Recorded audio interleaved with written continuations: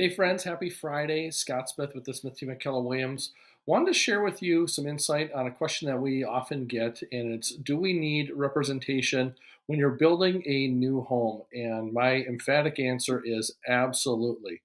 So I've got 7 different points to consider as you're going through the process with thinking about new construction.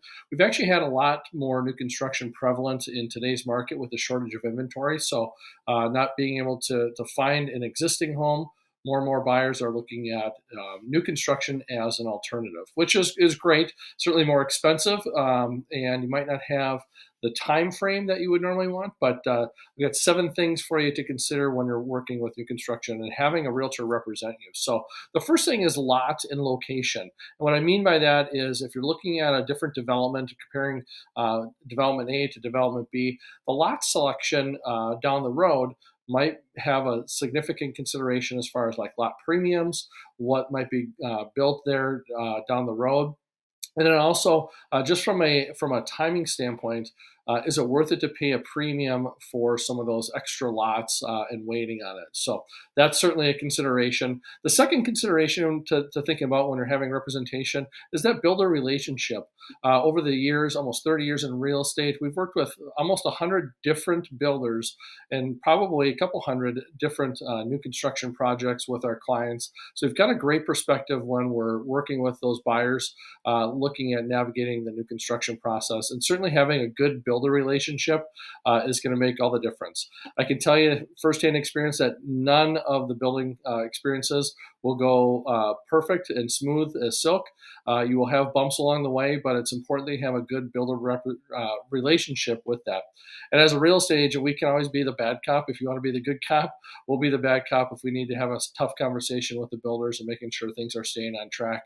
If we have to ask some of those tough questions and have a tough conversation, we're certainly privy to that. So the next thing, the third point is budget. And this is where it can get really out of hand because you'll ask yourself the question multiple times in the project is, well, we have to do it now because you can't do it later on, or it's cheaper to do it now versus doing it later on. So making sure you've got an extra set of eyes and ears on the budget makes a big difference when it comes to selections and design of your new home. The fourth component is design, and we've been in, I would say, tens of thousands of homes over the years, new construction, existing construction. So taking that blueprint or that concept and looking at it from a visual standpoint, where you can be efficient with your square footage, what might be the best layout for you, what does a 10 by 10 bedroom look like compared to a 10 by 11, orientation, layout within a kitchen, all those good things that we've got a good perspective to bring to our clients. So it certainly makes a difference when we're looking at design. And with our clients, we'll actually take you out and look at some existing homes so you can walk through them. Because a lot of people, if you're building, you just don't have the concept to understand what it looks like on paper. So it's important to go walk through some of those properties and see what it actually would look like and measure them, touch and feel the different products that they're putting into it. So that makes a huge difference. As you're kind of moving along the process for the new construction, the construction management component would be the fifth aspect to make sure you've got a realtor on your side, making sure that the process is happening the way it's supposed to happen, managing any delays and what that looks like for your move if you have to sell your house. And then along the way, there's also walkthroughs that'll happen. So typically there's 3 major walkthroughs when you have a new construction. The first one is the site preparation, making sure that the house is situated on site. Then there's the next one is the framing walkthrough.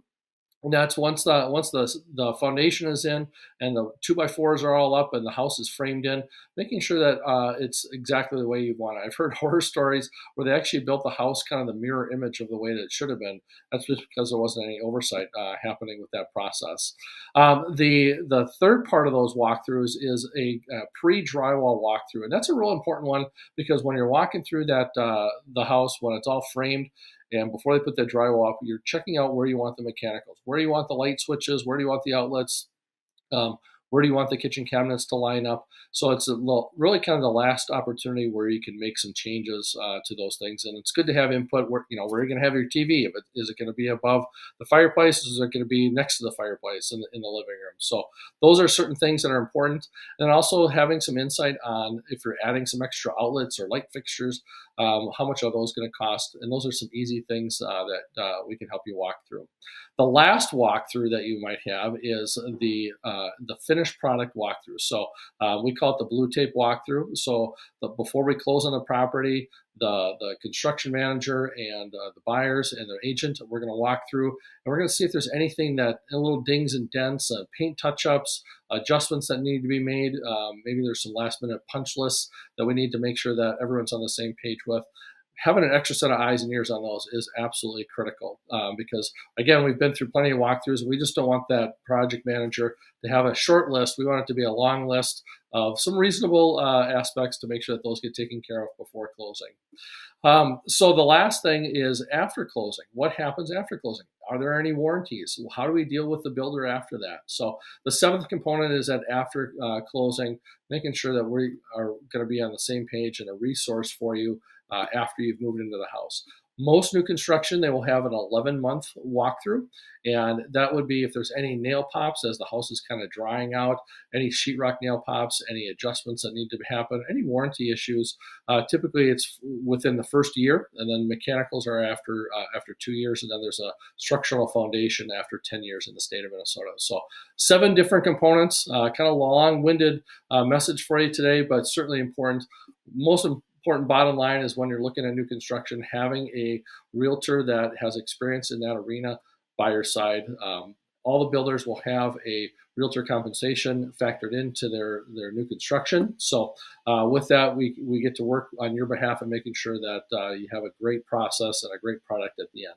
Certainly reach out to us, 651-777-3434. Find us online. If you want to explore new construction, certainly reach out and we're happy to help. Take care. Bye now.